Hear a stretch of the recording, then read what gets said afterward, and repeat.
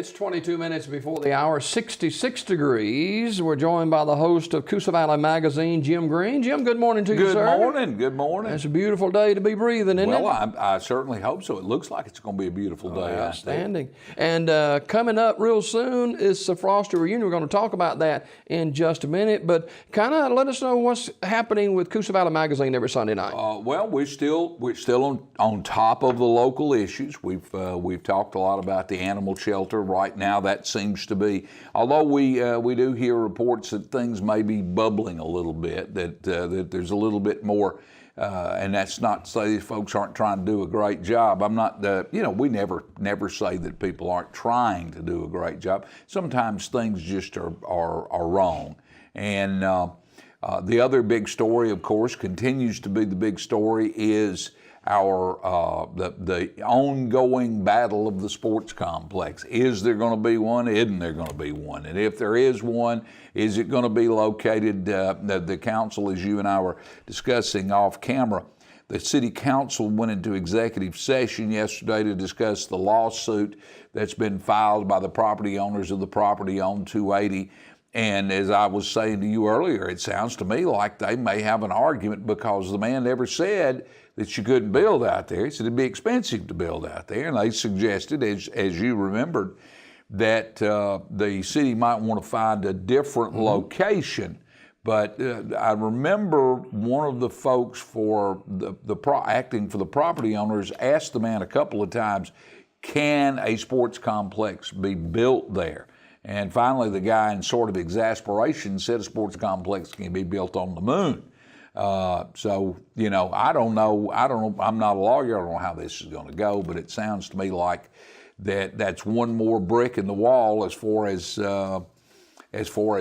maybe slowing down any progression. Maybe that's a good thing. We may be at that point where we need to let the next council do what the people would like to have done as far as a sports complex. Well, there's some wording in the letter from the property owners to the city of Sylacauga, and when you use the term fraud, that's a serious matter now. Well, it is, and This thing is strange in that there is no declared route for a road and that's part of the project to go into the Comer complex, that they're going to build a road from 21 to the Comer complex, and it would seem to me that would be one of those ducks that definitely should be lined up before you try and put this thing together. That's $4 million. Yeah, $4 million. That would be nearly enough to pave all of our roads in town. Wow. And boy, do we need it. Absolutely. Hey, we got the Frosty Reunion coming up real soon. It's coming up Saturday. It's always, I got a call from a friend, or I got an email from a friend, and she said, can you give me the date of the Frosty Reunion this year? And I emailed her back the last Saturday in April. She said, well, that's great. What about the date for next year? And I emailed her back the last Saturday in April. She says, oh, it's always the last Saturday in April. And I said, wow, you're a genius. You're a genius. And we did it that way because that just makes it real easy. It's like I'm looking at on a different set in here, I'm looking at the cars racing at Talladega. And of course, that's usually the first Sunday in May. And of course, once in a while, the first Sunday in May and last Saturday in April are going to coincide. And that's what we have happening this weekend. And that's good news. That's good news. Town will be full of people. Class of 66 from SHS is having their reunion that weekend, and that will bring, what a great group of folks that'll bring to town. That's first class outfit there, that class of 66, and looking forward to seeing some of them. I've already heard reports of a couple of people that are coming to town that have not been to the Frosty Reunion before. One of our friends out of New Orleans is going to be in town. And I have a story that one of his good friends told me about him that I want to find out the story. I want to find out who broke off Ernie Cato's foot. What I want, and that's a whole different story, Jim. I don't know if we got time to tell that. For people who may be watching and not familiar with the Frosty, what's this all about? Well, Sylacauga's always been a hangout town. The Forks, the Old Hickory, the White Midget, the Dairy Queen, and then in about 1960, the Frosty opened up. And there were the McCall family, Frank and Catherine McCall.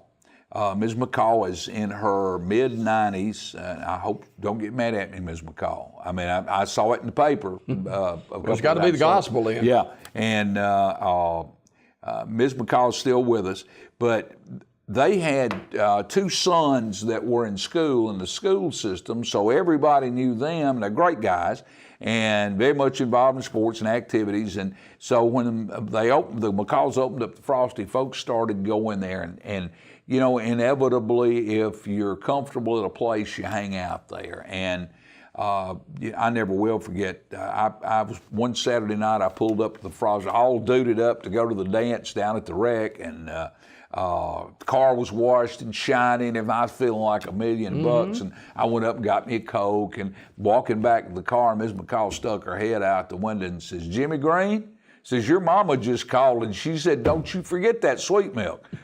So, you know, it had a way of bringing you down. But that's the way it was. They were great folks, and they treated us so well. And yet there was a discipline about it. There was a level of behavior that was tolerated, but beyond that, that behavior was not tolerated. Didn't it have that? Didn't they have a big Frosty cup out there? Barrel. Okay. A barrel that sat on top of the Frosty was Frosty root beer, and that was one of they served it in frosted mugs, and that was one of their callings. They had pretty good food too, really good food, and we. Of course, spent a lot of time at it. Where was it physically located? Right where Sonic is now. That lot, actually, I don't know whether they realigned those lots or what, but the lot was actually bigger than the Sonic lot.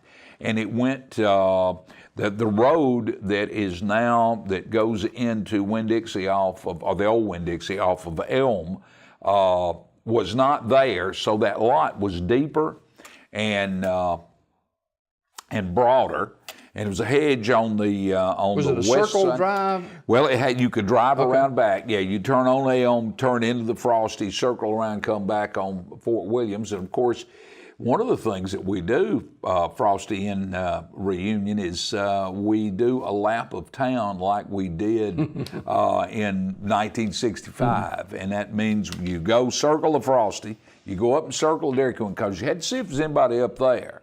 I mean, you had to know. It was vital intelligence. And then you come back down Fort Williams, go through town. Usually what you would do is go down to 3rd Street, cut over, or maybe even go down to the 8th Street and cut over and go back up Norton and do the same thing. Might do that 500 times a night. After a high school football game, man. I never will forget, Jimmy, it was after, we had between Sylacauga and Comer, now that was a great rivalry back then, as you well remember, but there was a camaraderie between the players. They liked each other. One nice thing about growing up in Sylacauga in those days, you had only the one league. You had Little League, so everybody that played baseball went through the Sylacauga Little League. Everybody that played baseball on up went through Babe Ruth. So you had all those friendships that were formed, and everybody stayed friends. And I never will forget this, particularly one night after a Comer-Sylacauga game, that there were so many people, and I think Sylacauga won the game. I can't remember for sure, but there were so many people up there from Sylacauga and Comer that Elm Street was even packed. I mean, the whole place was just absolutely packed. What's going to be happening this weekend? Not a lot. It's kind of like Frosty. You show up when you can. You pull up, you come up, and you hang out with your buddies. Miss Faye from Faye's Barbecue is bringing their little portable trailer. And it's going to be where? It'll be at Central Park or Bluebell Park. A lot of people call it Bluebell Park. And about 3 o'clock that afternoon, with the cooperation of the Sylacauga Police Department, who are always great about it. I can't say enough about how good, the mayor and the council have been to us. We're 1 year behind the Marble Festival. We're 1 year younger than the Marble Festival, and we continue to get the excellent cooperation. The ones that want to will collect up at Ogletree Plaza. We'll line up. We'll do a lap of town about 3 o'clock in the afternoon. So if you're going to be out and about Saturday afternoon, find you a place to go and hide about 3 o'clock, because those crazy old people will be out on the roads. Back several years ago, it may still be, but people made a weekend of it. They do, and we will have the excitement starts building in February, and by the time we get to Frosty, like I say, if you haven't done it yet, if you were a hanger-outer at the Frosty, and you will do it, because your buddies will be telling you, hey, you need to come up here.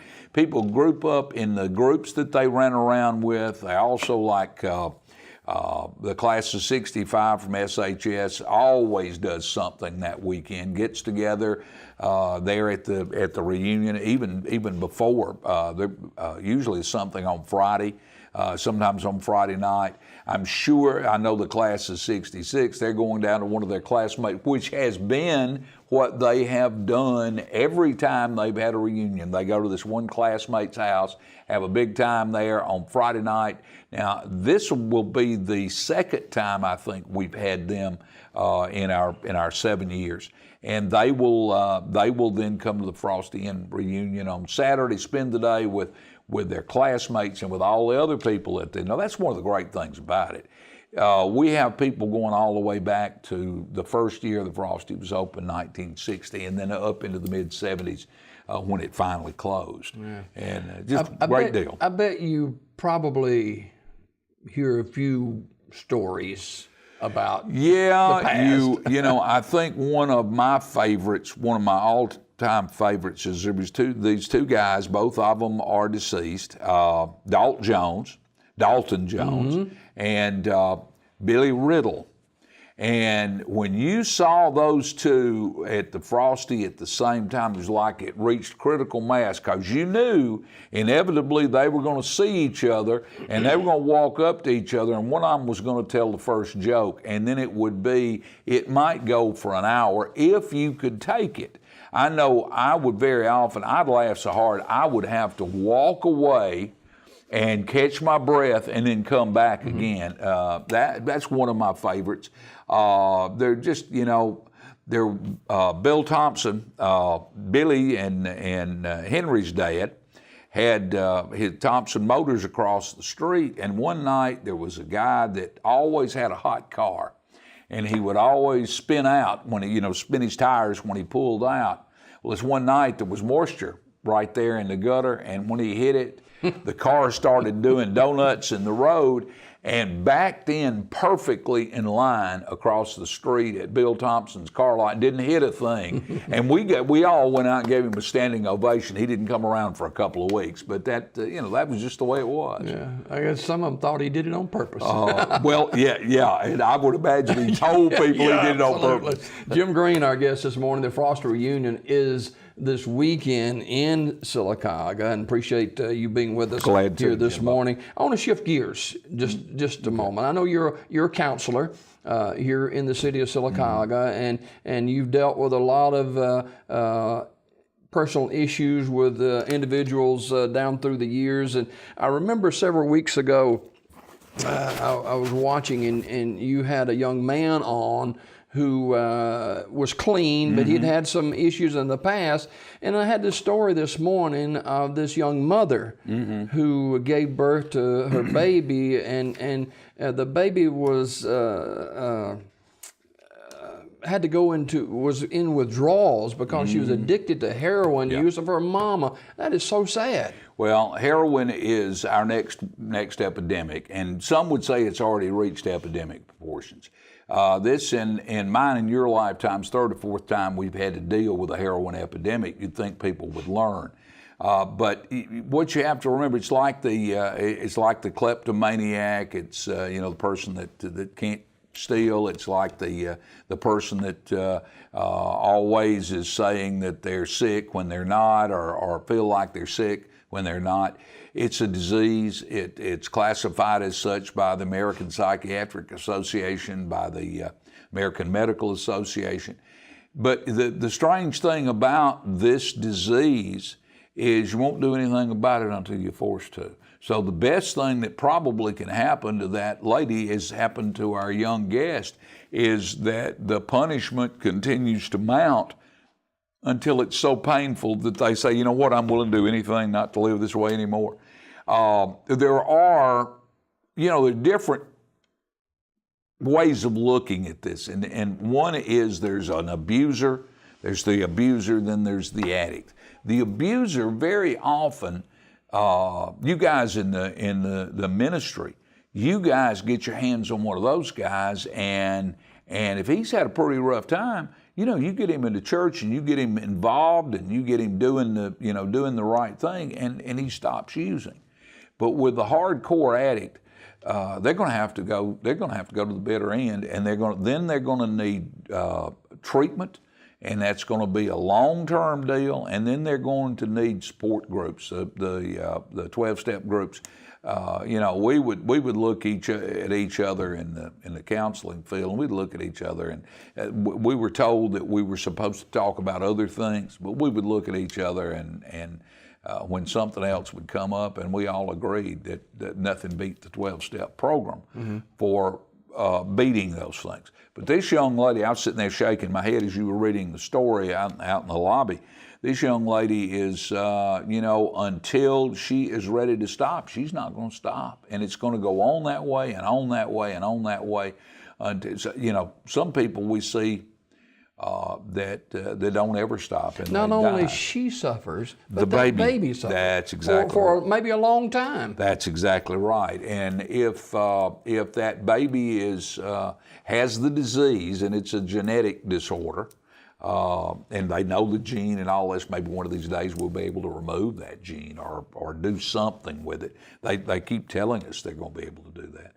Maybe one of these days we'll be able to do something about it. We're hearing the last several years more and more and more about prescription drug abuse.